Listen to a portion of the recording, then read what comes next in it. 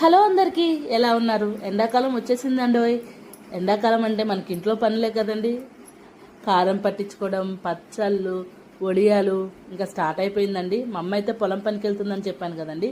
రైతులు రోజు కొన్ని మిరపకాయలు పెట్టేటోళ్ళు. నేను పచ్చడికి కొన్ని మిరపకాయలు, కారానికి కొన్ని మిరపకాయలు గ్రేడింగ్ అనేది చేసేసాను.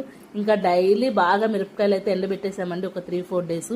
వీటిని ఇప్పుడు కారం మిల్లుకి అయితే తీసుకెళ్ళిపోతాము. ఇలా దంపుడు కారం అయితే కూరల్లోకి కానీ పచ్చళ్ళలోకి కానీ సూపర్ ఉంటుందండి. మిషన్లో వేయించడం కంటే మేము ఇప్పుడు ఇలాగే దంపించుకుంటామండి. కారం 1 year వరకు స్టోరేజ్ ఉంటుంది.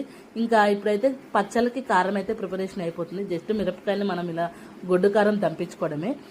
ఇది అయిపోయిన తర్వాత మా మమ్మీ మా ముగ్గురికి షేర్ అనేది చేసేసిద్ది. మా చెల్లికి, నాకు, మా మమ్మీ వాళ్ళకి. ఇగోండి అయితే నాకైతే ఈ వాటా వచ్చిందండి పచ్చళ్ళకి ఇది.